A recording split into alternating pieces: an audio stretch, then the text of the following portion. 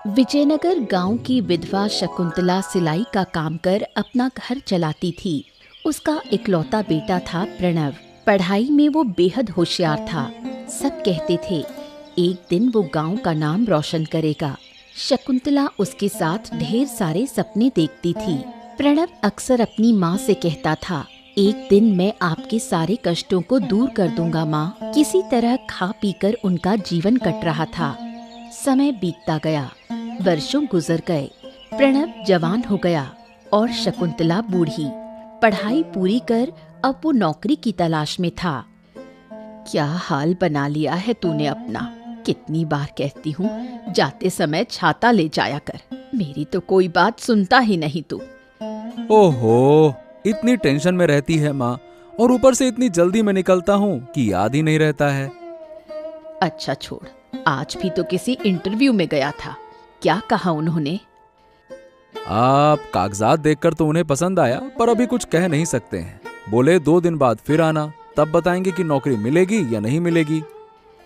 In office वालों का तो बस यही काम है, बस बेबस लोगों को चक्कर लगवाते रहो। इन्हें क्या पता नौकरी की कितनी जरूरत है तुझे। ओहो, तो उनकी क्या गलती है माँ? उन्हें भी तो अपने दफ्तर के लिए अच्छा कर्मचारी चाहिए। अब असली दिक्कत तो ये है कि आजकल नौकरी के बाजार में बहुत ज्यादा प्रतियोगिता हो गई है। ऐसे माहौल में टिकना बहुत मुश्किल हो गया है। क्या कहें अब। अच्छा छोड़, तू हिम्मत मत हार। तू तो पढ़ा लिखा समझदार लड़का है। थोड़ा समय लग सकता है, लेकिन तुझे एक ना एक दिन जरूर कोई अच्छी नौकरी मिल जाएगी। शकुंतला ने प्रणव को दिलासा देने की कोशिश की, लेकिन अंदर से वो बहुत टूट चुका था। हर गांव में ऐसे कुछ लोग जरूर होते हैं जिन्हें अपने जीवन से ज्यादा दूसरों के जीवन में दिलचस्पी होती है। कौन क्या कर रहा है, किसके घर में क्या झगड़ा है, इन्हीं बातों की रिसर्च में उनका दिन बीतता है। विजयनगर में ऐसे ही 2 लोग थे, व्यापारी पीताम्बर सेठ और किराने वाला मुरली। पीताम्बर सेठ को जब भी समय मिलता वो मुरली की दुकान पर जाकर बैठ जाता और फिर वहाँ गपशप का दौर चलता। कैसे हैं पीताम्बर बाबू? आज तो पूरे मन से पान खा के आ रहे हैं। लगता है कारोबार खूब चमक रहा है। अरे मुरली, क्या बताऊं, पिछले कुछ दिनों से कोई अच्छा काम नहीं मिला था, लेकिन अभी कुछ देर पहले ही 5 लाख रुपए का काम मिला है। हैं? 5 लाख? कुछ ही दिनों में तो आप इतने अमीर हो जाएंगे कि हम जैसे लोगों से बात करने का वक्त ही नहीं होगा आपके पास में। सही कहा ना? अरे क्या बात करते हो मुरली, इतने सालों में मुझे पहचाना नहीं क्या? मैं उन लोगों में से नहीं हूँ जो थोड़ा पैसा आते ही पुराने लोगों को भूल जाएं। मैं अच्छी तरह से जानता हूँ, घमंड पतन की जड़ है। अरे मैं तो मजाक कर रहा था आपके साथ, आप भी ना। सुना है प्रणव किसी बड़े दफ्तर में इंटरव्यू देने गया था कल। हो गया क्या उसका कुछ?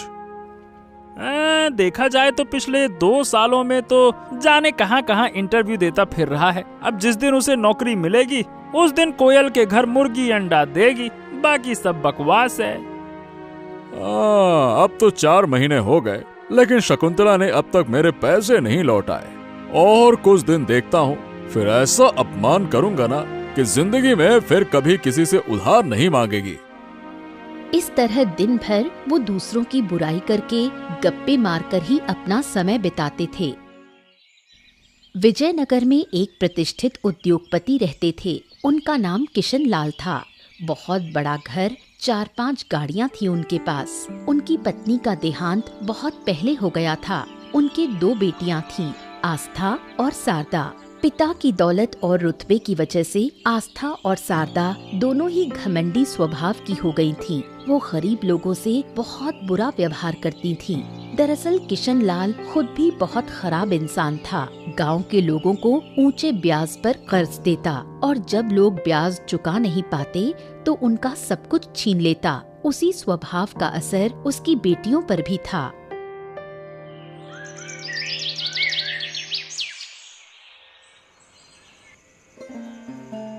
इसलिए मुझे ये परीक्षा कुछ भी अच्छा नहीं लगता।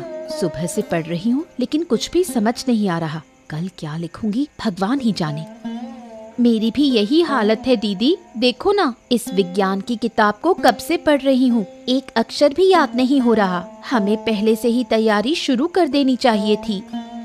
चुप करना, इतना ज्ञान मत दे। और वैसे भी हमें इतना टेंशन लेने की क्या जरूरत है। अगर परीक्षा खराब भी हो गई तो पापा है ना, मास्टर जी से बात करके सब संभाल लेंगे। हाँ, मुझे भी लग रहा है कि मेरी विज्ञान की परीक्षा बहुत खराब जाएगी, कुछ भी नहीं लिख पाऊंगी। पापा से कहकर मास्टर जी को थोड़ा पैसा दिलवा देंगे, जैसे तैसे मामला निपट जाएगा। मुझसे अब और नहीं पढ़ा जाएगा, बहुत नींद आ रही है। मैं जा रही हूँ सोने, तू बैठ के पढ़। जब बिना पढ़े ही पास हो सकते हैं तो मेहनत क्यों करनी। रुक, मैं भी चल रही हूँ। पता है, वो भानु हर बार फर्स्ट आता है और मास्टर जी मेरी तुलना उसी से करते हैं। इस बार की परीक्षा खत्म हो जाए, फिर अगर मैंने भानु को कॉलेज से बाहर नहीं निकलवा दिया तो मेरा नाम भी आस्था नहीं। प्रणव बहुत ही सरल और सीधे स्वभाव का लड़का था। कोई उससे बुरा व्यवहार भी करता तो वो जवाब नहीं दे पाता। उसकी इस कमजोरी का फायदा उठाते थे मुरली और पीताम्बर सेठ। क्या रे प्रणव, इस वक्त बाजार में क्या कर रहा है? कहाँ जा रहा है? घर में कुछ सामान खत्म हो गया था, वही लेने आया हूँ। आप लोग कैसे हो? कैसे हो? अच्छा होने की कोशिश कर रहे हैं लेकिन हो नहीं पा रहे हैं। 4 महीने हो गए, अभी तक मेरा 10,000 रुपया लौटाया नहीं है। क्या तेरी माँ ने तय कर लिया है कि मेरा पैसा वापस नहीं करेगी? नहीं काका जी, ऐसा कुछ नहीं है, बस हालात थोड़े खराब हैं। मैं नौकरी ढूंढ रहा हूँ, जैसे ही नौकरी लगेगी मैं आपका सारा पैसा चुका दूंगा, चिंता मत करिए। तू नौकरी ढूंढ रहा है? ये बात तो मैं पिछले 1 साल से सुन रहा हूँ। इस जन्म में तुझे नौकरी मिलेगी ऐसा मुझे तो नहीं लगता। अरे ऐसा काहे कह रहे हैं काका, मैं पूरी कोशिश कर रहा हूँ, बहुत जल्द कोई अच्छी नौकरी मिल जाएगी। यही बहाना बनाकर तेरी माँ ने गांव के कई सारे लोगों से पैसे लिए हैं। क्या तुम लोग सबका पैसा खाकर भागने की सोच रहे हो? हैं? अब देखिए, अभी हमारा समय थोड़ा खराब चल रहा है, लेकिन हम कोई चोर उचक्के नहीं हैं। जितना भी बकाया है सब चुका देंगे।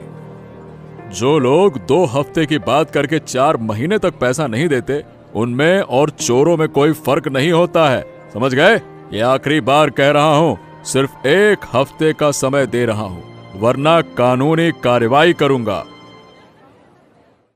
लगभग 10 दिन बीत जाते हैं। पीताम्बर, मुरली और एक दारोगा को साथ लेकर प्रणव के घर यानी उसकी मौसी के घर के सामने पहुंचता है। वहां पहुंचते ही वो जोर जोर से चिल्लाने लगता है, जिससे प्रणव और शकुंतला बाहर निकल आते हैं। अरे समझ क्या रखा है तुम लोगों ने? चोरी शुरू कर दी है क्या? हैं? 2 हफ्ते का कहा था, अब 5 महीने हो गए हैं, अभी तक मेरा पैसा नहीं मिला। काका, मैंने तो आपसे कहा था कि अभी हालात खराब हैं, बस कुछ दिन का और वक्त दे दीजिए, मैं जरूर आपका पैसा चुका दूंगा। अरे क्या बात करते हो? अब और 1 पल का भी समय नहीं मिलेगा। आज ही मेरा पैसा चाहिए, नहीं तो मैं कोई तमाशा कर दूंगा। नालायकों! अरे इन्हें धमकी देने से कुछ नहीं होगा पीताम्बर बाबू। माँ बेटे दोनों को जेल की हवा खिलाइए। दरोगा बाबू हमारे साथ ही हैं। दरोगा बाबू, इन दोनों को अभी के अभी इसी वक्त गिरफ्तार कीजिए। कृपया ऐसा मत कीजिए, अभी मेरे पास पैसे नहीं है, लेकिन कुछ पुराने गहने हैं, आप वो ले जाइए। अगर 2 महीने में भी पैसे ना लौटा पाई तो आप गहने बेच देना। शकुंतला का प्रस्ताव पीताम्बर को मंजूर हो जाता है। वो उसके पुराने गहने लेकर वहाँ से चला जाता है। प्रणव अपनी माँ के गहने वापस लाने के लिए दृढ़ संकल्प करता है। उसे समझ में आ गया कि अगर उसे पैसे कमाने हैं तो नौकरी का इंतजार करना बेकार है। उसे कोई दूसरा रास्ता तलाशना होगा। बहुत लोगों से बातचीत करने के बाद उसे किशनलाल के बारे में पता चलता है और काम की तलाश में वो किशनलाल के घर पहुंचता है। तुम्हें पहले कहीं देखा नहीं, अपना परिचय दो। मेरा नाम प्रणव दास है, मैं दासपाड़ा में रहता हूँ। मैं कई दिनों से नौकरी की तलाश में इधर उधर भटक रहा हूँ। बड़े बड़े दफ्तरों में इंटरव्यू दिए, लेकिन कहीं से भी कोई लाभ नहीं हुआ। किसी ने मुझे नौकरी नहीं दी। आजकल नौकरी का बाजार कुछ अच्छा नहीं है। नौकरी की उम्मीद में बैठे रहना बेवकूफी के सिवा कुछ नहीं है। आज की युवा पीढ़ी होकर ये भी नहीं जानते क्या है? मुझे पता है, लेकिन अपने खुद के व्यवसाय शुरू करने की स्थिति में मैं हूं नहीं, इसीलिए।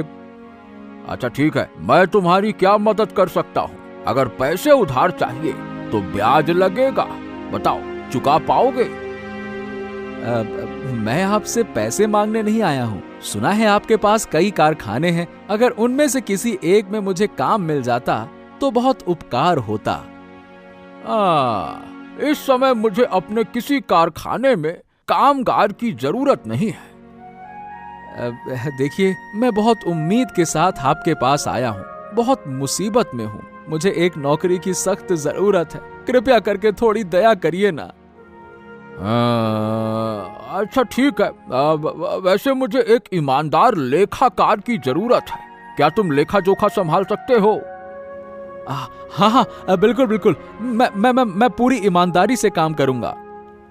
हाँ तो ठीक है, तो तुम मेरे आटे की फैक्ट्री में लेखाकार के रूप में काम शुरू कर सकते हो। फिलहाल मैं 1500 रुपए से ज्यादा तो नहीं दे सकता। बहुत संघर्षों के बाद जब आखिरकार प्रणव को नौकरी मिली तो उसकी खुशी का ठिकाना नहीं रहा और वो किशनलाल के प्रति कृतज्ञता व्यक्त करता है।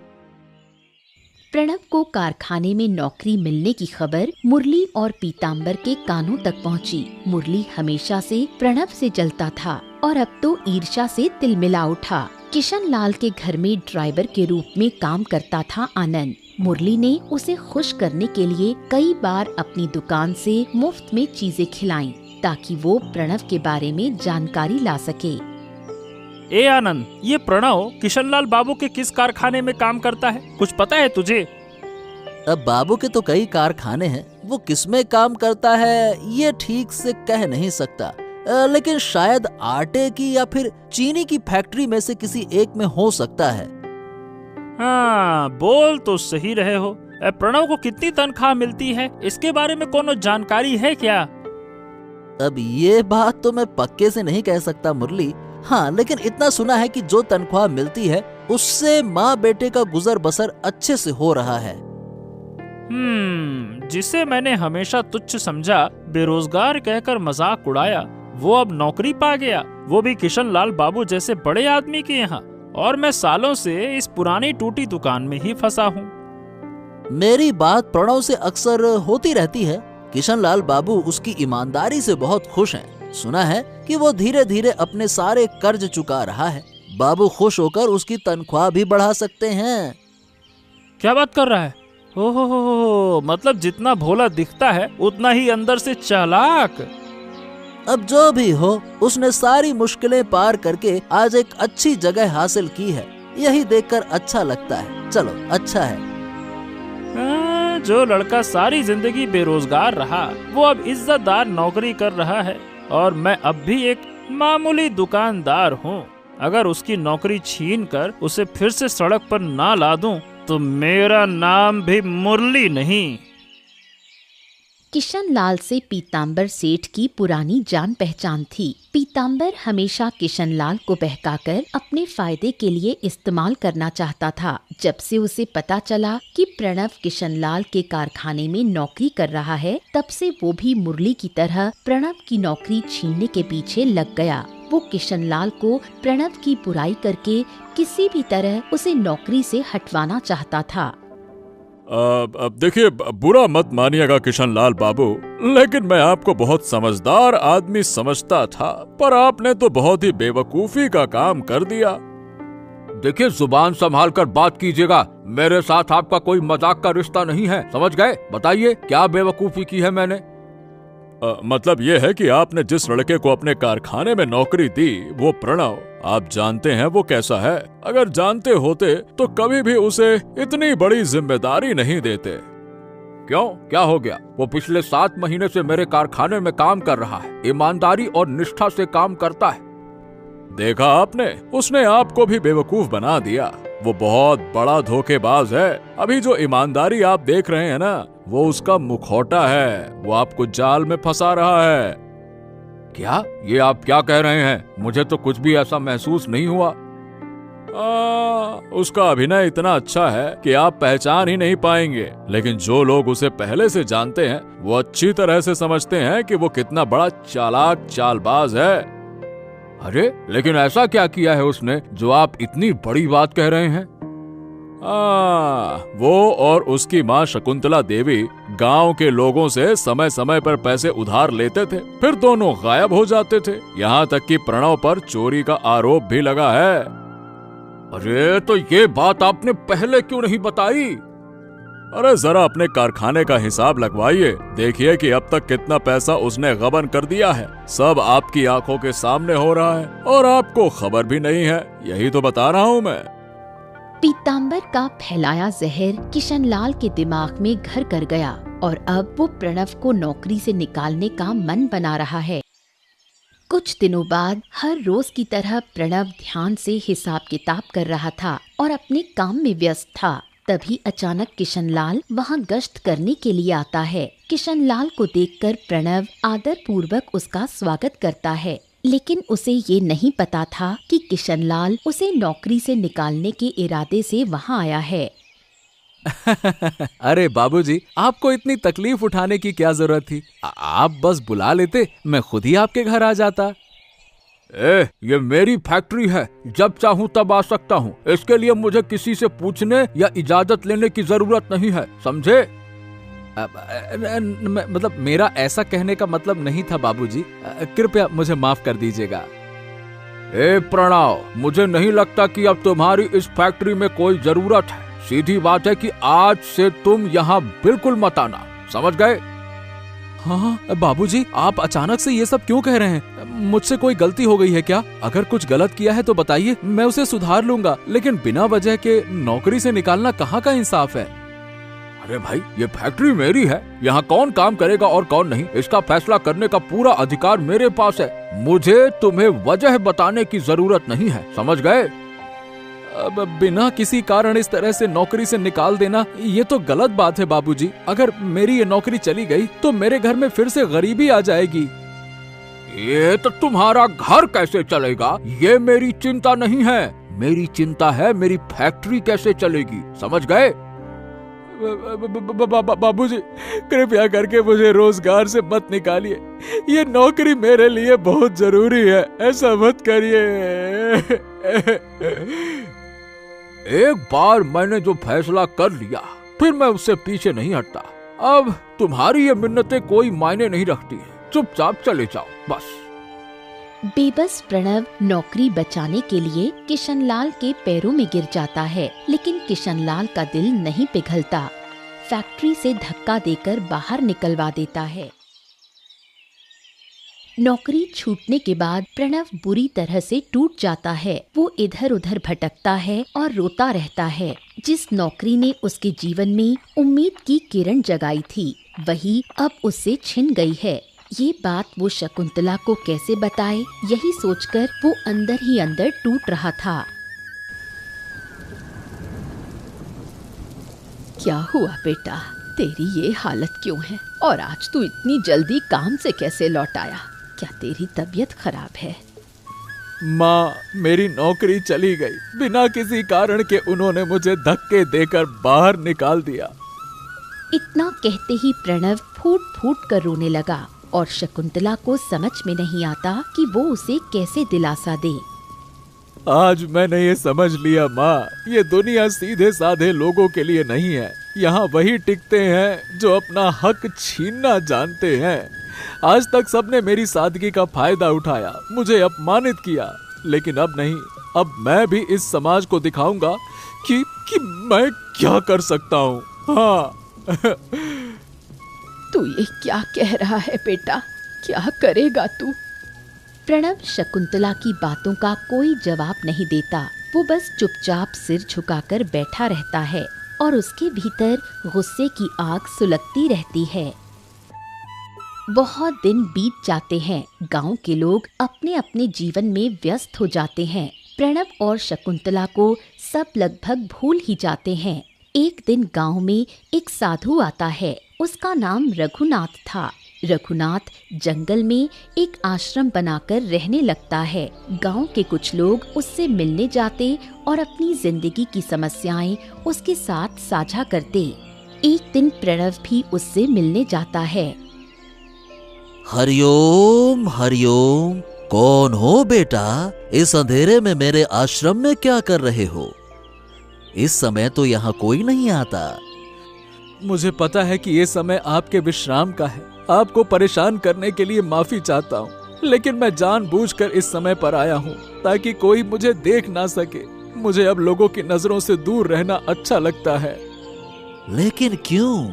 ऐसा क्या हुआ है जिससे तुम सबसे छिपकर रहना चाहते हो? अगर मन में कोई पीड़ा है तो बेझिझक बताओ।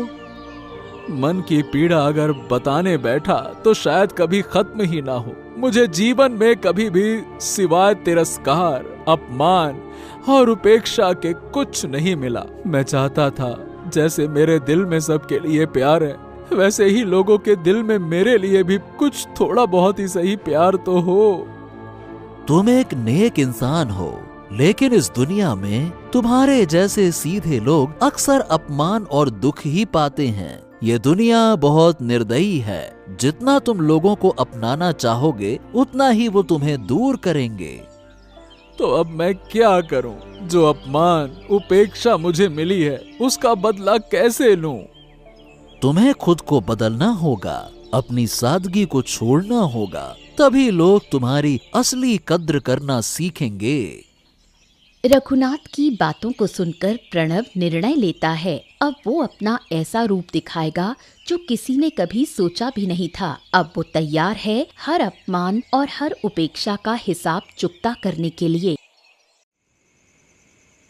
एक रात आस्था, शारदा और किशनलाल एक साथ खाना खा रहे थे। तभी दरवाजे पर दस्तक हुई। आस्था उठकर दरवाजा खोलने जाती है। दरवाजा खोलते ही वो देखती है कि अंधेरे में एक काले कपड़े पहना हुआ आदमी खड़ा है, जिसकी शक्ल साफ नजर नहीं आ रही। बढ़ी हुई दाढ़ी और मूछें, भयानक चेहरा और हाथ में एक धारदार चाकू। दरवाजा खुलते ही वो जोर से अंदर घुस गया। अरे कौन हो तुम? इतनी रात को मेरे घर में घुसने की हिम्मत कैसे हुई? अरे चाहते क्या हो तुम? कौन हो? किशनलाल बार बार पूछता है, लेकिन वो आदमी कोई जवाब नहीं देता। फिर ध्यान से देखने पर किशनलाल पहचान जाता है वो कोई और नहीं बल्कि प्रणव है। प्रणव तुम? अरे क्या तुम मुझसे मजाक कर रहे हो? इतनी रात को इस हालत में मेरे घर पे क्यों आए हो?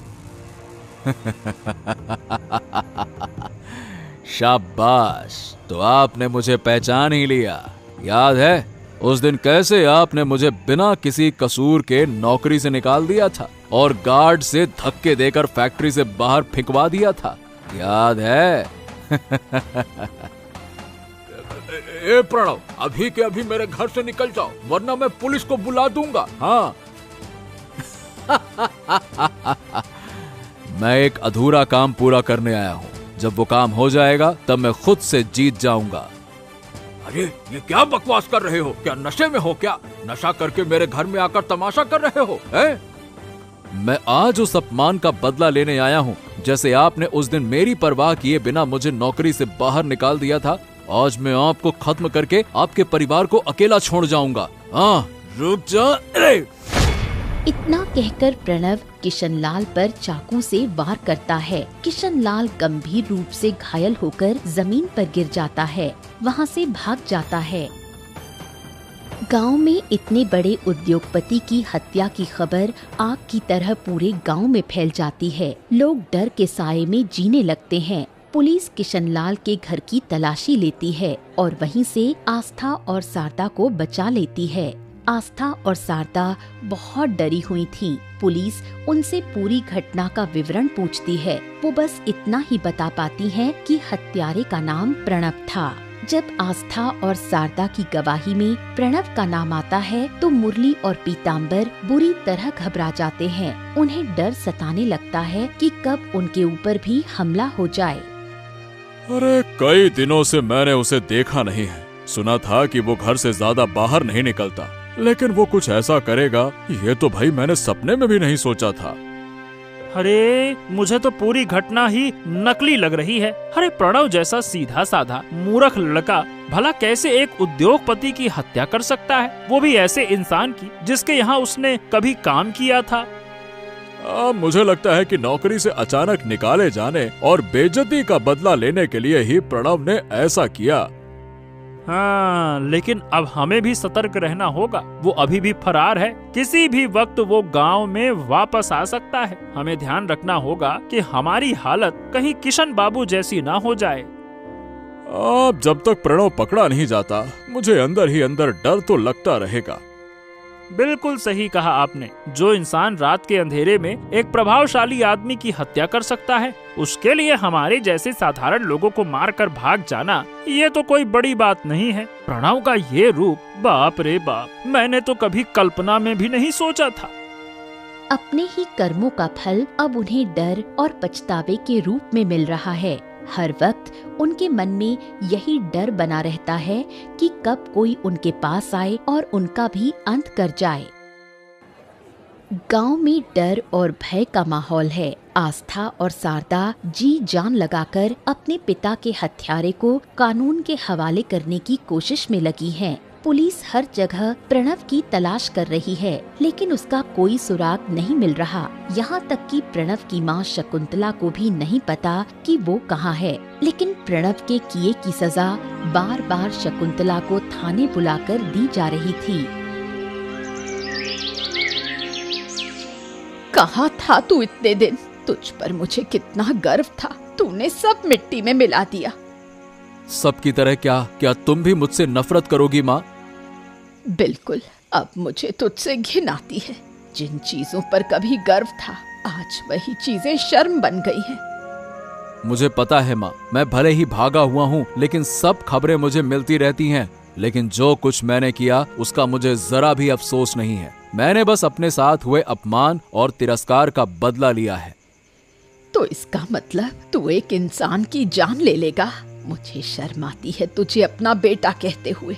जब मैं रास्ते से गुजरती हूँ, लोग मुझे हत्यारे की माँ कहकर बुलाते हैं। मुझे पता है कि तुम तकलीफ में हो, लेकिन एक बार जरा सोचो माँ, मैंने कभी किसी का बुरा नहीं चाहा, फिर भी इस समाज ने हमेशा मुझे नजरअंदाज किया, मेरी सादगी का मजाक उड़ाया। इसी समाज ने मुझे बुरा बनने पर मजबूर किया। और तूने क्या किया? डकैती को अपना पेशा बना लिया। रात के अंधेरे में घरों में घुसकर लोगों को लूटना, यही तुझे सुकून देता है? ठीक है माँ, अगर तुम्हें ये सब पसंद नहीं है तो मैं डकैती छोड़ दूंगा। मैं फिर से पहले जैसा बन जाऊंगा। लेकिन एक आखिरी काम बचा है, वो मुझे पूरा करना होगा। कौन सा काम? प्रणव किसी सवाल का जवाब नहीं देता, बस हल्की सी मुस्कान के साथ अपनी माँ को प्रणाम करता है और फिर वहाँ से निकल जाता है।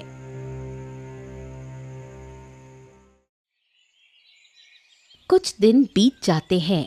गांव का माहौल थोड़ा सामान्य हो जाता है, लेकिन पुलिस अब भी प्रणव की तलाश में है। शकुंतला पुलिस को बता देती है कि प्रणव उससे मिलने आया था, लेकिन वो कहाँ गया उसे नहीं पता, इसलिए पुलिस और सतर्क हो जाती है।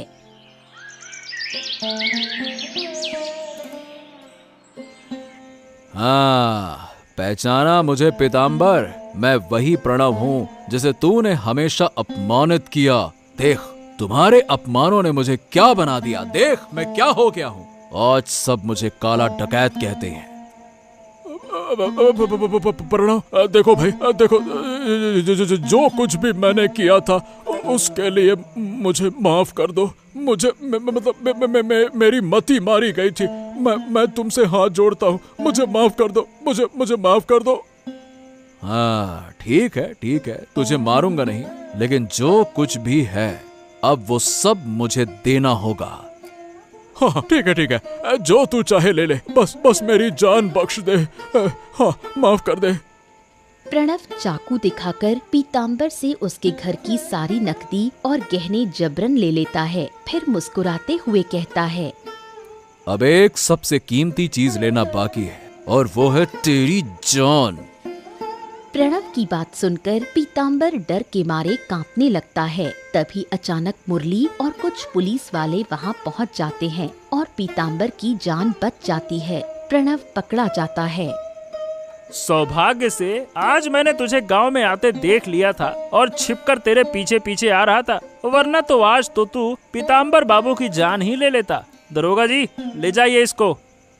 इस तरह पीताम्बर की जान बच गई। प्रणव के पास से लाखों रुपए और बहुत से गहने बरामद हुए। पता चलता है कि उसने सिर्फ विजयनगर ही नहीं बल्कि आसपास के कई गांवों में भी काला डकैत बनकर लूटपाट की है। वो अपना अपराध स्वीकार करता है और कहता है कि उसे अपने कामों का कोई पछतावा नहीं, क्योंकि समाज की उपेक्षा ने ही उसे ये राह चुनने पर मजबूर किया। लेकिन जिन निर्दोष परिवारों पर उसने अत्याचार किया उनसे वो माफी मांगता है। सब लोग अपने सामान्य जीवन में लौट जाते हैं। प्रणव की जिंदगी जेल की 4 दीवारी में सिमट जाती है और उसकी माँ शकुंतला वो बेबस और अकेली रह जाती है।